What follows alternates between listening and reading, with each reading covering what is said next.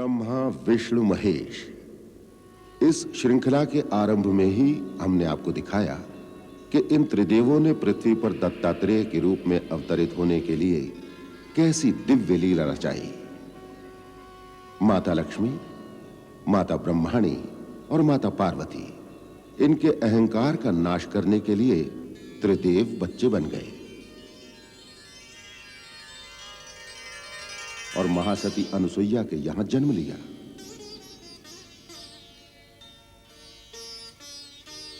पितामह ब्रह्मदेव चंद्रमस के रूप में, भगवान विष्णु दत्तात्रेय के रूप में,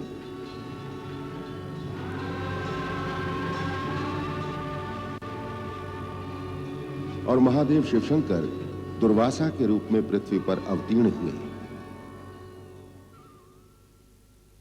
यहां यह बताना आवश्यक होगा कि स्वयं दत्तात्रेय में ही ब्रह्मा विष्णु महेश ये त्रिदेव समाये हैं। मैं संपूर्ण विश्व में व्याप्त हूं, मैं सर्वांतर्यामी हूं। ये जगत मुझ में समाया है और मैं इसमें।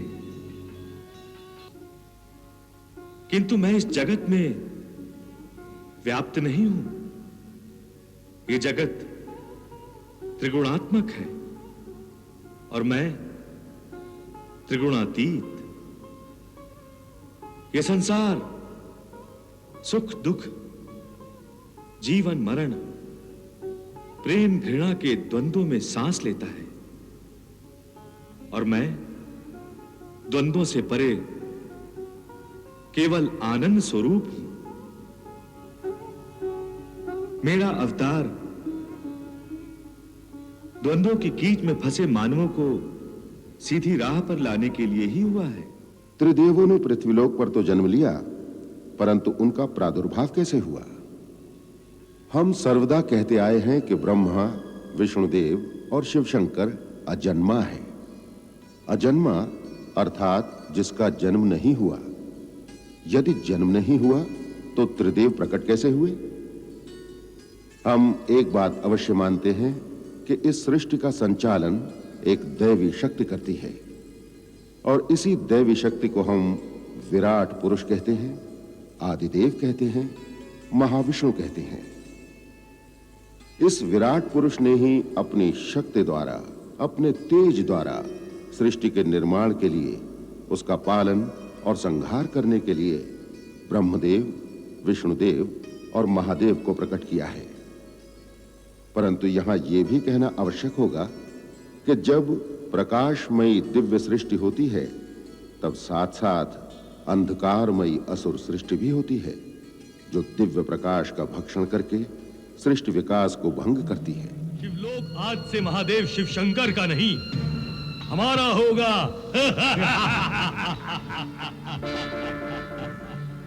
आज से हम ब्रह्मा विष्णु महेश के प्रादुर्भाव की कथा का और उस कथा के साथ साथ जुड़ी हुई अन्य कथाओं का आरंभ कर रहे हैं। एक समय की बात है जब सृष्टि में एक शून्य व्यापा था, तब ओम की आवाज गूंज उठी।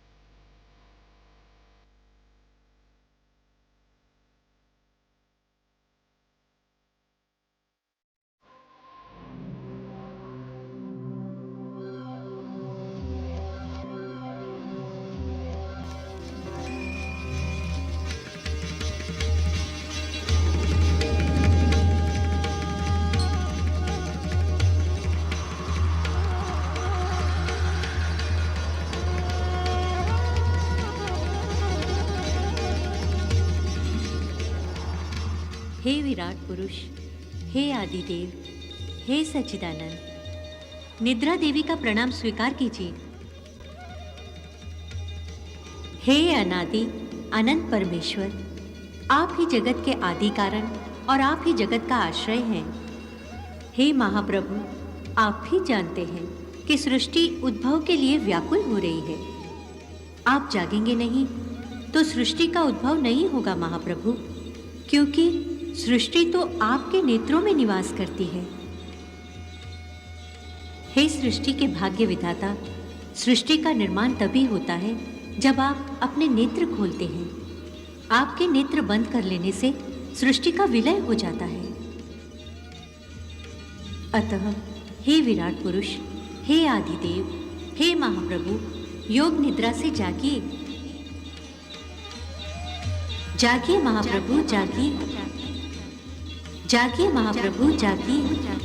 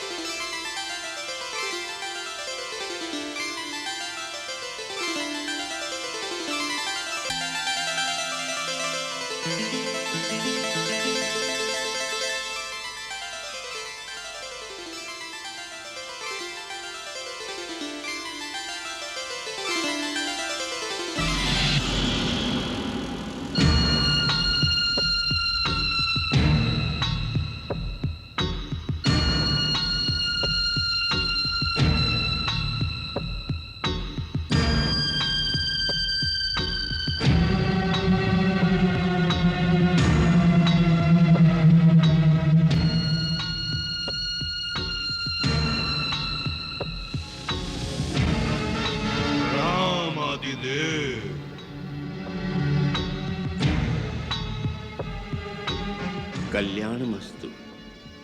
हे आदिदेव, हे आदि पुरुष, आप आदित्य हैं।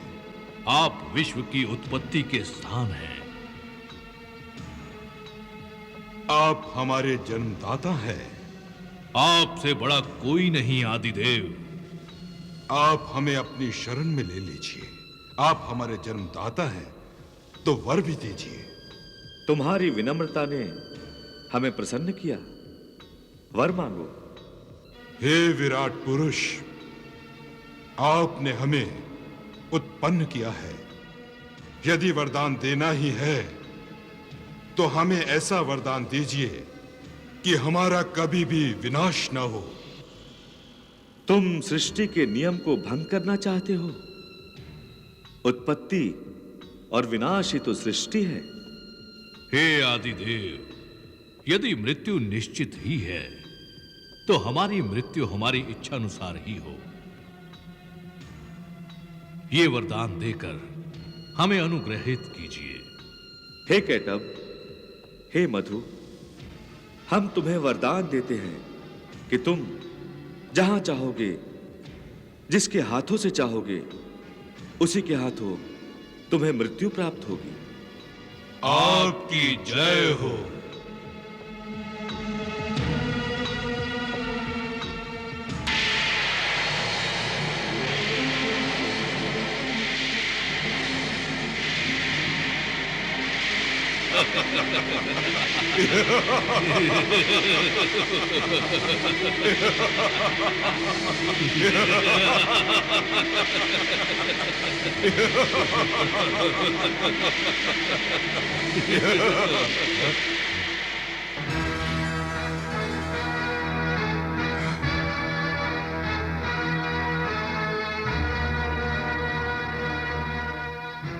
कैटब, हाँ मधु, वो कौन है? वो कोई तेजस्वी पुरुष लगता है मधु।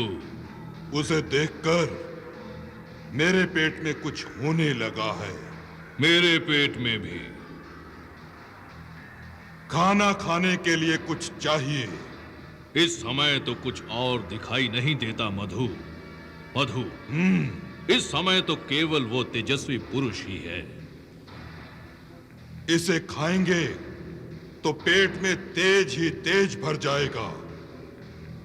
चलो इसे खाते हैं।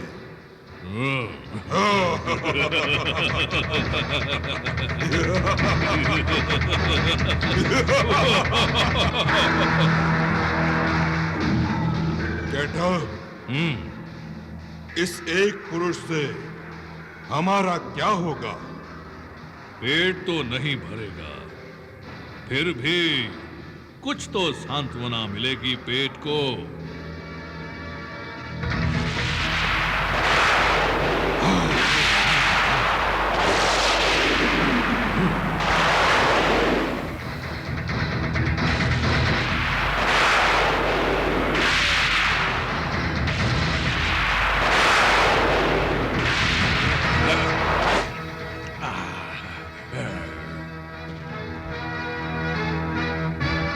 हम दोनों अमर हैं मूर्ख।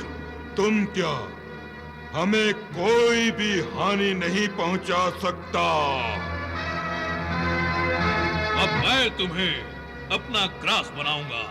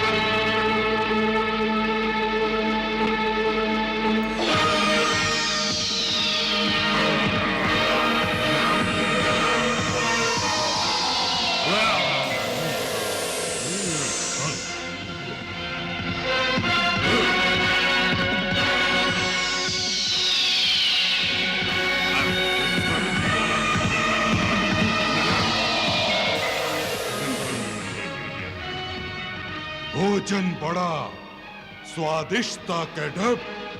हमें और भोजन चाहिए। हाँ।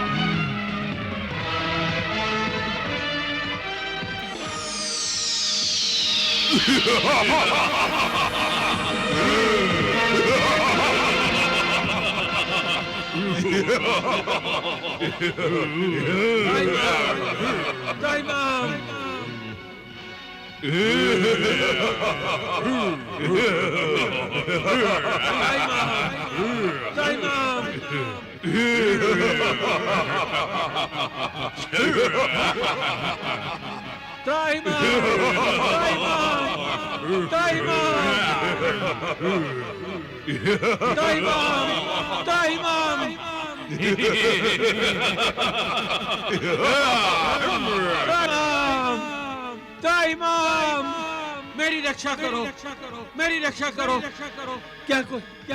क्या कोई है जो मेरी रक्षा करे? इन दो असुरों से मेरी रक्षा करो।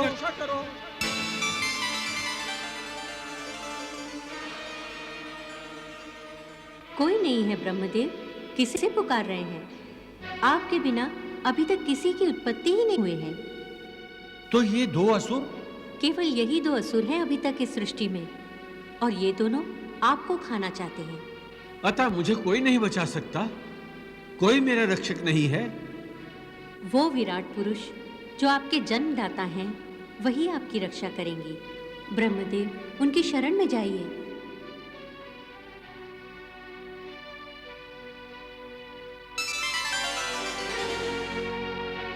मेरी रक्षा करो प्रभु, प्रभु मेरी रक्षा करो प्रभु, मेरी रक्षा करो प्रभु, मेरी रक्षा करो, मेरी रक्षा करो, मेरी रक्षा करो प्रभु।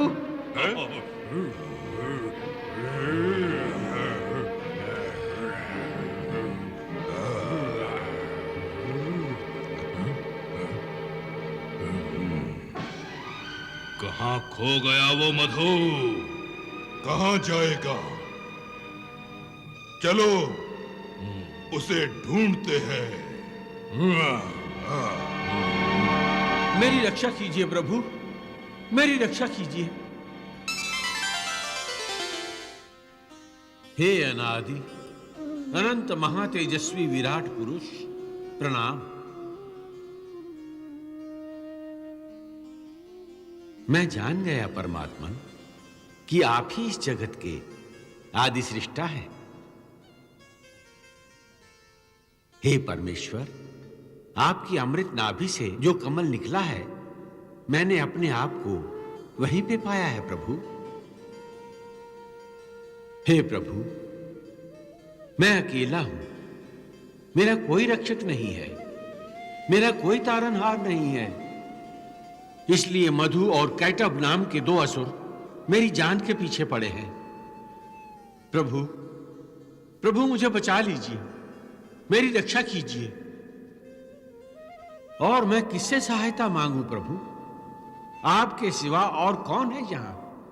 केवल आप ही हैं जो मुझे जीवन दान दिला सकते हैं। हे प्रभु, आप आदि सृष्टा हैं तो मैं आपकी आदि सृष्टि हूं। आपको अपनी रचना की रक्षा करनी ही होगी प्रभु। आपको मेरी रक्षा करनी होगी प्रभु, मेरी रक्षा करनी होगी प्रभु।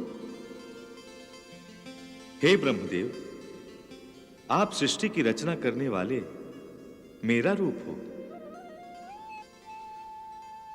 अब मैं अपने उस विष्णु रूप को प्रकट करता हूं जो सृष्टि का पालन और रक्षा करेगा, और वही विष्णु रूप आपकी सहायता भी करेगा।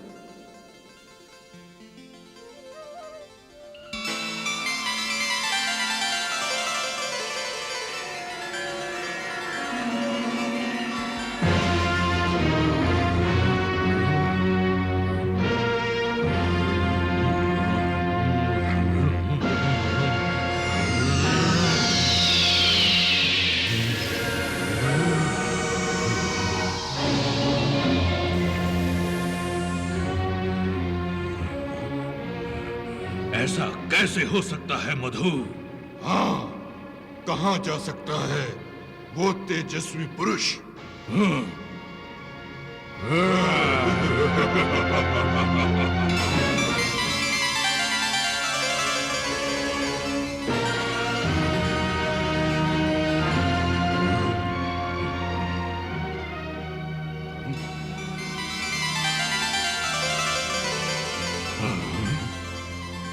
असुरों,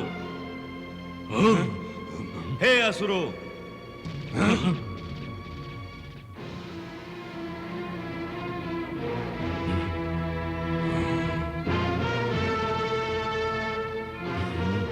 ये कौन है मधु?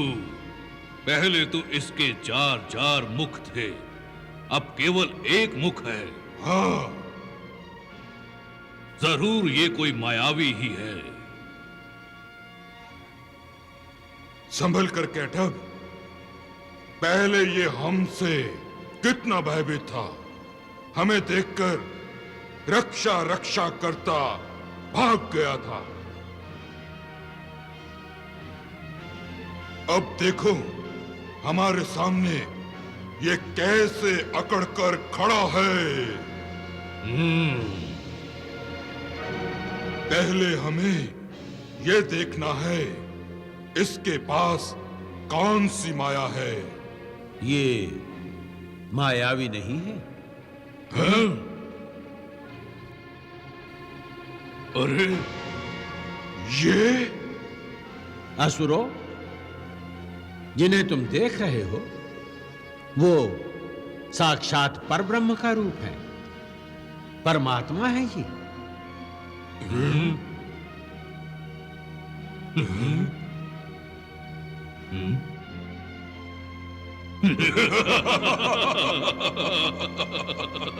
परमात्मा, और ब्रह्म। कैटब, हाँ मधु, ये 4 भुजाओं वाला, 4 सिर वाले से जवान है। इसकी हड्डियां चबाने में बहुत आनंद आएगा मधु। मूर्खो,